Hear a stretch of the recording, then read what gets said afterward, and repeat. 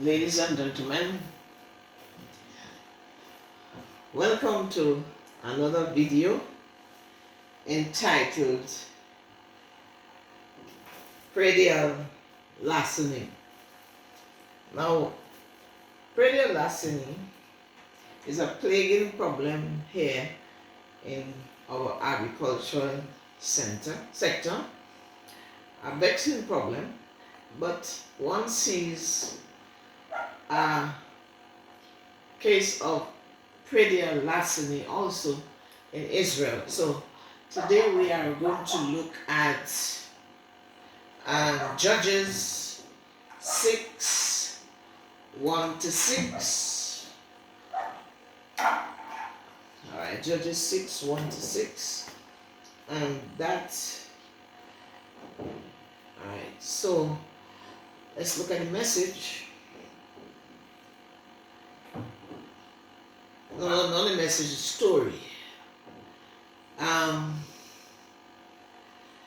The children of Israel did evil in the eyes of the Lord. And for 7 years he gave them into the hands of the Midianites. And because the power of Midian was so oppressive, the Israelites prepared for themselves shelters in mountain clefts and caves and strongholds. And here we have image of mountain cleft. That's so they live up on top of the rocks in the mountains.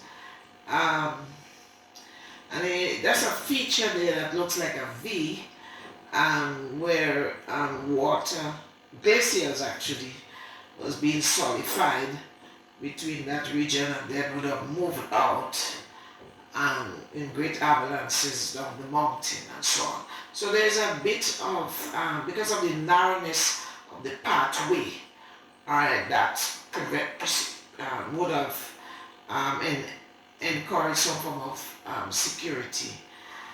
Then we have clay caves. These were dug out within the rocks. You can see this very hard rock. Alright. And the mountain strongholds.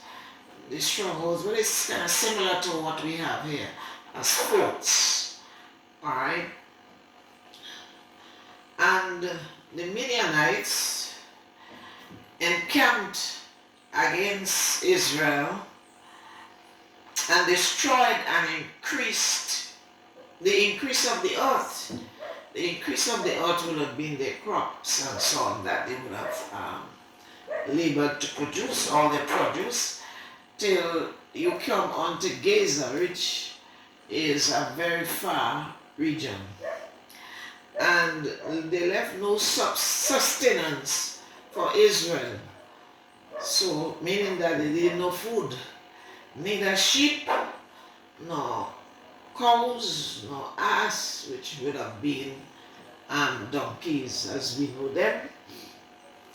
For they came up with the cattle, these were the Midianites, and the tents, as grasshoppers for multitude.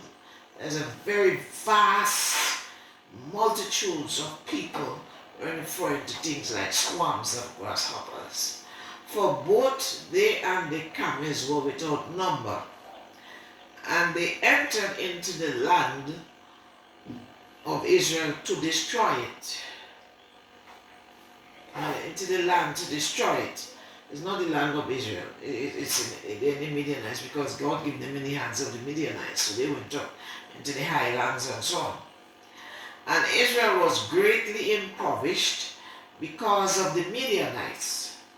And the children of Israel cried unto the Lord. Okay? So now let's look at this Praedial Larceny meaning. Now, according to Google.com, Praedial Larceny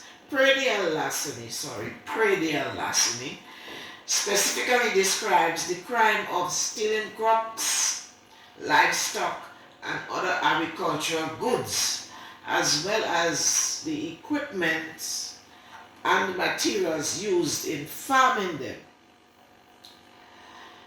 So in Israel's case, the land is taken possession of by the enemy, or the land that Israel occupied, because remember they're up in the strongholds and in caves and so on. And so the Midianites came up together with the neighboring companies, and so they make vast army and they come up to molest Israel, right? So they came with their possessions, all the beasts and so on, and they ate or they feast on the produce and the other agri assets that Israel had, right? So that could have been a very difficult situation for Israel to be in, you know. You're already in captivity, and when you plant, they come on the land where you are and take the crops and so on. So the impact of Praedial Larceny negatively affects agricultural products, leading to losses, reduced investments, and a reluctance to expand their operations. So that is the case that we have here in our country. And as if economic situations gets worse and people lose jobs and so on, especially in the case of young men and so on, we will definitely see more of that situation plaguing us. Alright? So let's look at some points to note in the story. Now, Israel is small in number. Okay? They're small in number. And Israel is also defenseless. But they cried unto the Lord. And we see that the Lord now has a problem to solve on earth and needs an individual to act on his behalf for Israel. Now, in the case of Midian, the Midian and the Amalekites and the other East allies, that's a vast company, right, in contrast to the small quantity of Israel in terms of the army. And Midian is strong and oppressive. Now, Midian represents the most vast conglomerate of people there too. And Midian defies Israel's God by showing their poise in the intensity of oppression of Israel. That's exactly what happens. That was the philosophy there. Whoever hands you fall into, or whoever wins a battle, their God is the bigger God, alright, and the more powerful God. So here the Midianites now, and its conglomerate of people, are actually, throwing stones in God's face, by pestering Israel the way they are pestering Israel. And so, in Judges 6:14, we see that Gideon is called. And the Lord looked upon him, Gideon, and said, Go in this thy might, and thou shalt save Israel from the land of the Midianites. Have not I sent thee? Now, where did God find Gideon? Where did God find Gideon? Now in Judges 6:11, reading, and there came an angel of the Lord and sat under an oak, which was in Ophrah, hoped for, that pertained unto Joash, the Abizrite, and his son Gideon threshed wheat in the winepress to hide it from the Midianites. So you see what he's stressing there, separating the grains from the chaff. And let's look further. Now, the winepress was an unsuspecting place in this situation, because the winepress is a mechanism used for extracting the juice from grapes.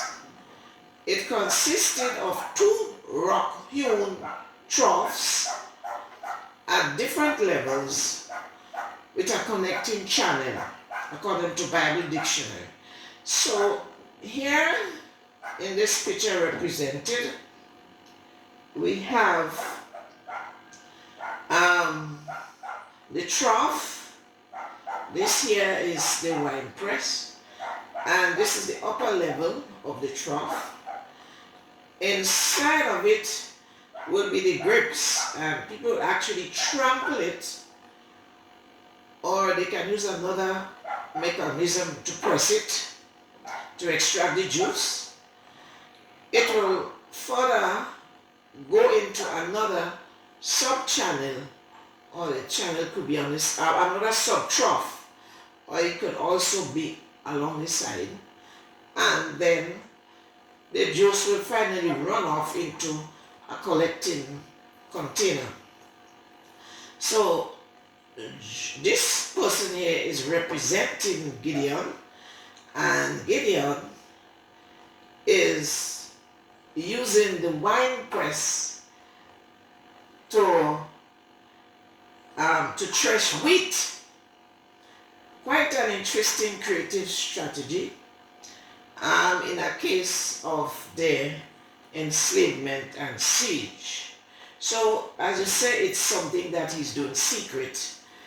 And so we have here the angel of the Lord came down and sits under this oak tree where Gideon is, and introduces, well, he draws the attention of Gideon. And I think Gideon might have been quite surprised finding somebody there, because if it is secret, nobody is supposed to know. That's for him and his family or his household, whatever the size that is. And so this tree here is supposed to add some form of secrecy. So I would suggest that a better tree in biblical times would have been that an angel oak tree, which, as we see, the limbs are actually down towards the ground. So, and there we have that shelter and that space and volume and everything might have been a more appropriate hiding place to actually do that threshing, because as we see, it's not that deep based on the picture. So Gideon would have, the whole mechanism had to be hidden. So let's observe human transparency before God. Now, human beings and their actions are transparent before God Almighty.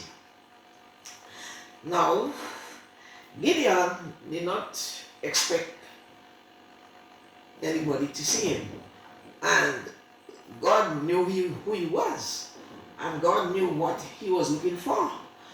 So when he sent the angel, which appeared like a human being, angels appear within your realm, representing your realm, you prepare like a human being. So God, with our actions and so on, are transparent before God. In Psalm 33, we are told that God sits on high and he actually sees, what is going on within among men. And so many of us sometimes think that we are so smart, we can do our stuff and we can hide it because nobody else will see it, not knowing that our punitive eyes, and ourselves, do not know that our Heavenly Father is actually knowing everything about us and is actually watching us. So, many of us, we use the CT scan, to see the body. So that concept of the CT scan, God is even greater. His ability to see is even greater than that CT scan. Alright, so I would like to give that scan the term theosophic scan. Theo pertaining unto God. Alright, God. Theosophic scan. We are theosophic scans before God Almighty. There is nothing hidden from him. Alright? So Gideon had all his strength during the time of Israel's oppression, because he was smart and fearless enough to secure food for the threshold, as we see in the photo. Thus Gideon, because of his creativity and his ingenuity, I should say ingenuity, the thinking, the scheme, the plan he come up with, Gideon was qualified to be the choice God wanted. But Gideon was expecting God to perform a great miracle to deliver Israel. Now the prophet, God had called a prophet who revived, brought, awareness in Israel before he came to Gideon. So the prophet had awakened them of the past. In verses 8 to 10, we see that. But Gideon had an argument. He was facing an argument. In Judges 6:13 we see it. Reading, and Gideon unknowingly said unto the angel, O my Lord. Now that address is not directed to God, but it is a mark of respect for persons. Alright, we saw Sarah calling Abraham my Lord and so on. It's a mark of respect for persons. And he continues his argument. Now if the Lord be with us, why then is all this befallen us? And where be all his miracles, which our fathers told us of, saying, did not the Lord bring us up from Egypt? But now the Lord had forsaken us and delivered us into the hands of the Midianites. And a case of injustice and a lack of concern for our pain, on God's part. And how common and universal is this argument against God Almighty and our Creator? It is heard in all circles and all levels, at all levels of education and even experience. Alright, so Joshua had his argument, with God. But God was looking at the potential that he wants. So God addresses him now. Wait, let's go back here. This is the argument here. Right. Now, God does not reward self-pity. God makes use of human agents and resources. He does not project a magic wand when humans have resources at their disposal to help themselves. You see, call on me in times of trouble. All right, and I will help. Now, let's look at the angel's response. And the Lord looked. And this look is not just a gaze, but a firm, decided, precise look upon Gideon and said, "Go in thy might, and thou shalt save Israel from the hand of the Midianites. Have I not sent thee?" Proof as a form of commitment.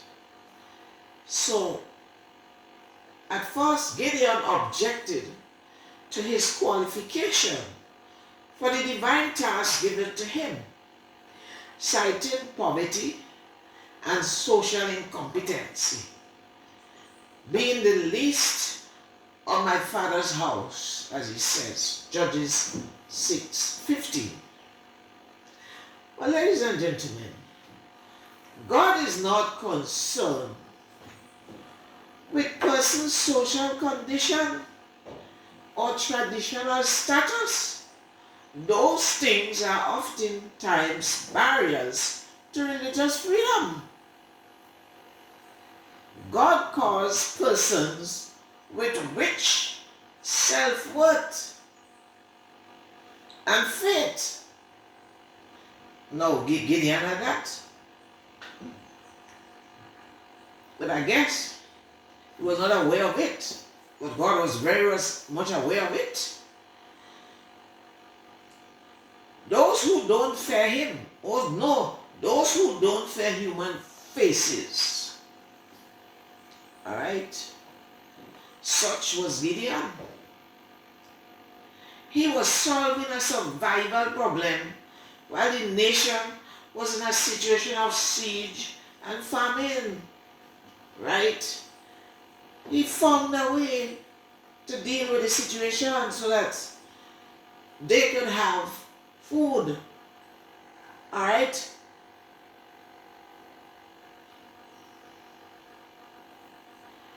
Now, Gideon's commitment was solidified with the angel's sacrifice of his meal at the altar. We'll expand on them. At home, by the destroying of his father's idols, and in his call to his brethren to join him in battle by asking God for 2 signs with the fleece in Judges 16:17-40. Now we explain a bit now. Note, Gideon's first response to the battle call by the angel was being kind in giving food, an accepted form of entertaining strangers. Right? When, as I said, he was not aware that it was the presence of God. He thought it was just another person. And so he offered food. And he was very quick in doing it, you know. And a lamb, and so on. Meat, 3 items in the meat, in the menu. And when the angel took it and made a sacrifice, he burned it. And that made, and then the angel, yes, and that made Gideon aware that this was not an ordinary person. He was made aware that he was actually in the presence of God, or God had come in his presence. And he was so scared that he almost died. Right? he almost died. That is in verse 23, when he came to himself, right? And the angels reassured him. He says, peace be unto you, fear not, thou shalt not die. That actually in verse 23, the realization was in verses 18 to 22. And it was then after the angel told him to destroy the idols, the idol that his father had in his house. So they had this big grove with this big statue, this big idol actually.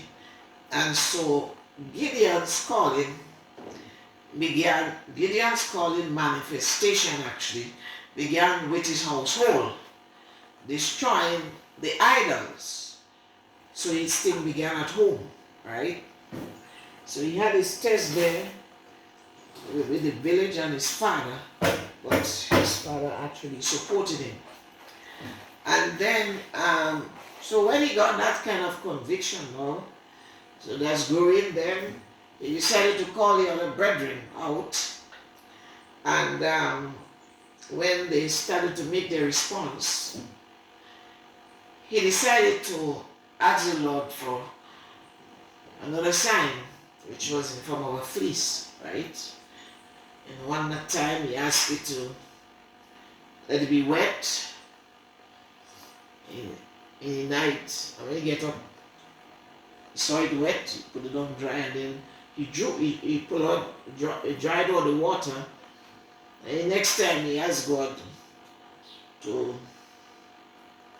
no, let it be dry, right? Let it be dry. So first let it be wet, then let it be dry. And so with these two signs, he was kind of sure now of himself. It's like the men, he charging up like a battery, because men have a way of playing games. Some of these games can be good, some of them are bad. But Gideon had actually charged up himself to the point that he was ready.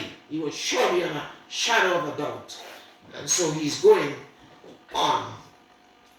So let's now see the battle encampment. Okay? So we have two settings there. We have in the valley, we have Midian and company. These are the allies that join up, the Amalekites and other people of the east, and join up against Israel. And Israel is on the height there, the hill. Alright? Now then let's look at the army, right, in composition. We had the Midian army, and that is the conglomerate. They had a total number of 135,000 people. And in terms of Israel's army, or Gideon's army, the number of soldiers that showed up first with the call was 32,000 men. And if you look at that, 32,000 men compared to the Midianite army, we see a difference of 103,000. That's really a lot. Alright? Now, God is actually testing them. Right? With this little amount, God put them in a test. Because God said that he was protecting himself from Israel's boast of saving themselves when the battle was over. In Judges 7, 2-7, right? When the that was an interesting kind of battle situation. And when it comes to the finishing up part of the battle, we shall see why God might have said that. Alright? So, of the 22,000 men that showed up. Now God is testing to reduce the number. He said, the number in open fair, I just call open fair. So God said, all who fearful turn back. And we had 22,000 men fearful and returning back home. Now they left with 10,000. And of the 10,000 that they left with, I would say number in latency. Latency there is that it's something, whatever it is, you can't really see it. Alright? It's back there hidden. Alright? It could be fair, it could be something else. But God was testing fair. In the first case, I don't know. So this was the surface fair, and now he's looking at, sub fair, 9,700. No. The test he put on them was, he brought them down to the river, told Gideon, all those who lap,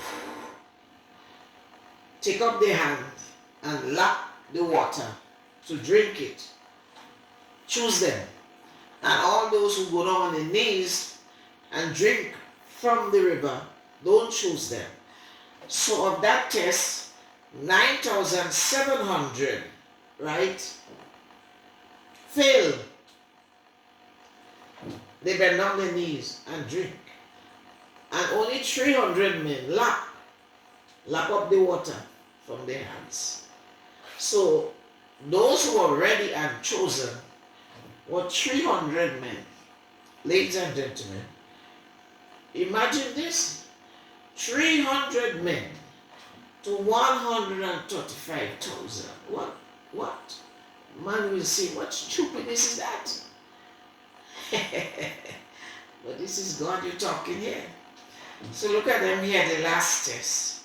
You see those with the water in their hands, drinking. They had 1, 2, 3 in the picture, right? But we had something like 9,000. Like 10,000 of them under that test. And you see those who will, so these will be accepted, and those who drink in the water, kneeling down, they will not be accepted. And this I call the latent group. So let's look at God's strategy.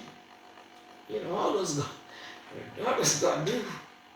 Now we have prayer and worship. We will see that in the story. God's strategy is prayer and worship. Faith in God's ability to give victory. Alright? So we see that, in Gideon's case, faith in God's ability to give victory. So that's coming out from Gideon. And all of these is actually these first two. And then mental readiness, which was the test. Mental readiness, which was the test. Those tests. One must be ready for battle. And the next strategy is foolishness in actual battle. And that is God's strategy. 300 men to 135,000 men. That is real foolishness. Let's see what happened. Now, who won the battle and how was the battle won? So let's look at the meeting of the armies. We have a few slides with that. So we have the Median army, we have Israel army, right? So that's the encampment. So now in the valley, the Medians, those soldiers are sleeping during the night. So they fall asleep. Very confident people, They fall asleep, man. And they was well into deep sleep until about midnight or thereabout. And then but 2 men among them were in one of the camps, and they were up talking about a dream. And its interpretation as it relates to the battle. And we see that in Judges 7, 8 to 14. So the Lord told Gideon and his servant to go down into the Midianites' camp, right? And listen to what they're going to hear. So that again was part of the tragedy, listening. Gideon hears the dream by the two men. And Gideon then is greatly encouraged. And he worships God. He worships him. And Gideon returns to the camp. And he gives the news and prepares the men for the attack. In Judges 7:16, Gideon is given instructions as to how they must behave.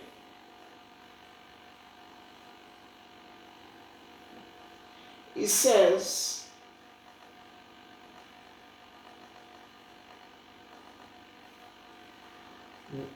and Gideon divided the three companies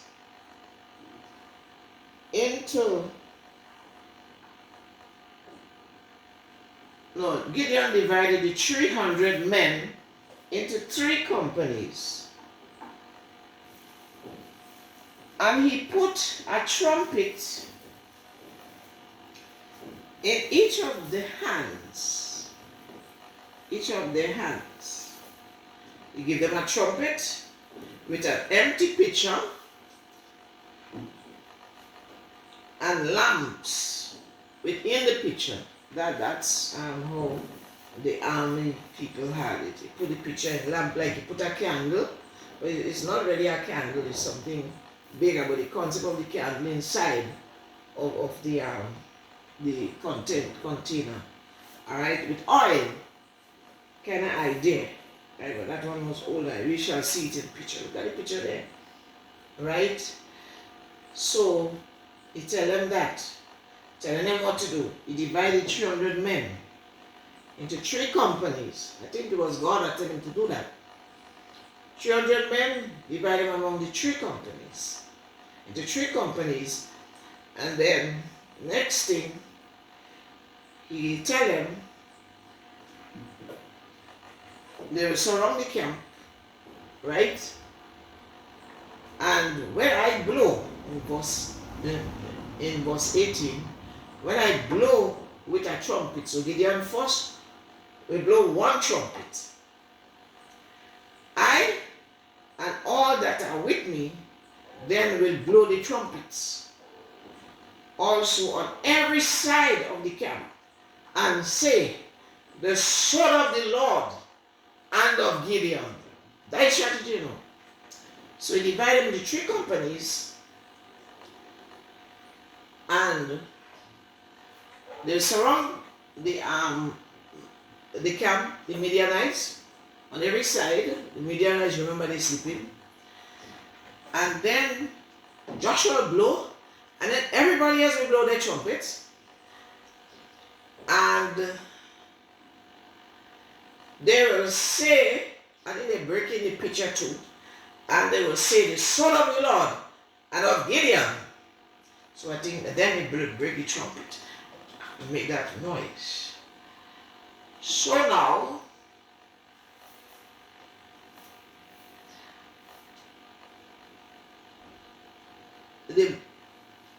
Joshua now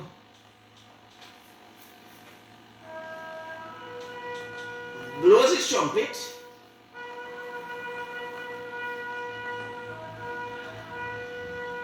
right?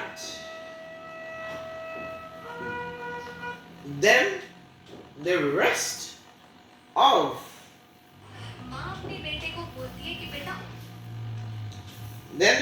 the Israelites, they blow the trumpet,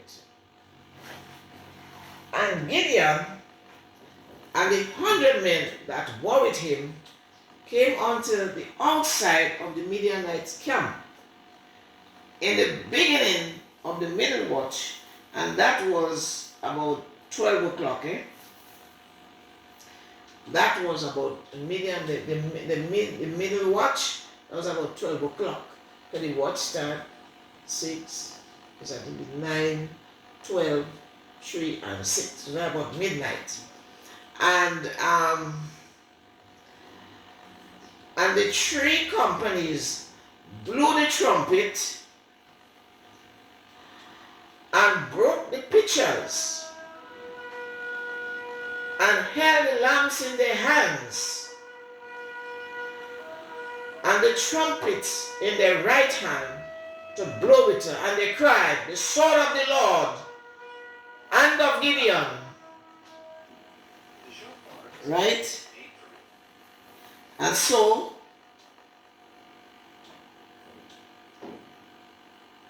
this was a battle strategy. Now, ladies and gentlemen, one will want to think as to what really happened afterwards. Right? What really happened afterwards. Now, the Midianites' army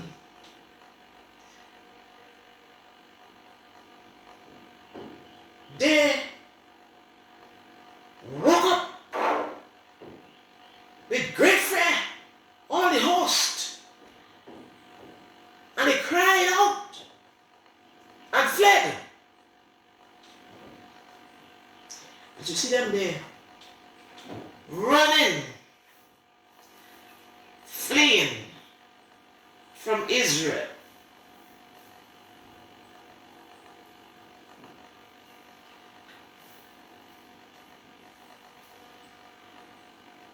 And what did Israel do?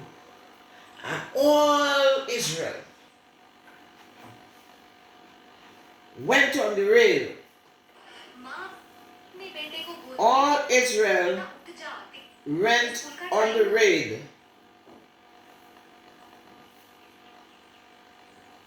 Wow. And all Israel went on the raid. And the men of Israel gathered themselves together out of Naphtali and out of Asher and out of all Manasseh and pursued the Midianites.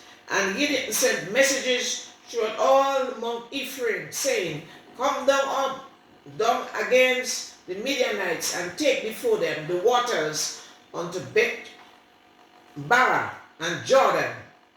As you see them running, see them here, running across the waters. He says, take them there. And Israel raided and plundered the spoils of the Midianites.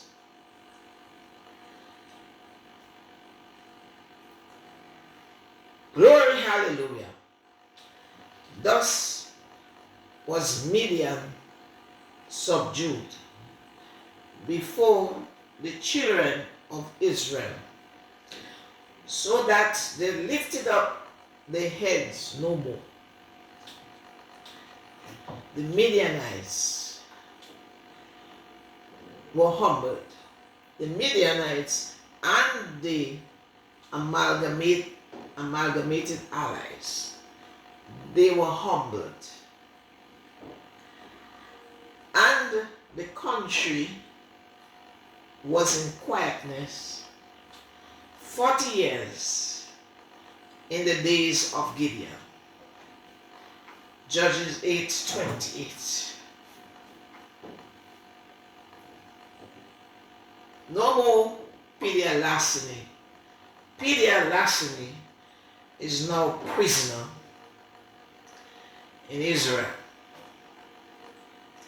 Praedial Larceny, I don't know if I don't know the word, Praedial Larceny. There's another way of shortening things. Praedial Larceny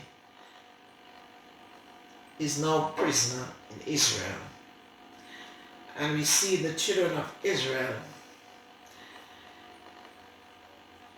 is in the temple, And we see Gideon actually is judging them. And the people are now free from the captivity and the oppression of the Midianites. And I'm sure they are all confessing their sins, because they always go into captivity because of disobedience from the will of God, which was the father's problem, and they continued it. So ladies and gentlemen, this is the end of the video. Gideon won the battle. Israel was saved, and they were happy again, singing again joyfully, planting again in peace, and reaping their crops bountifully, and having the animals with them. No more stealing, no more taking away of their crops. They are now free at home. So ladies and gentlemen, until the next video, may God be with you, and those of you who know of others practicing Praedial Larceny, we should try to help them to see that God is watching them and is taking account of the actions, and they will be held responsible. Because Jesus said sometimes a man thief or an individual thief, for some food. But the idea of destroying other people's crops and they having not had the benefit of it is far, far remote from just taking something to eat for yourself. Destroying others and their property, and even sometimes attacking them, these are certainly not good practices. So may we improve our ways. All right? So until next time, God be with you, ladies and gentlemen.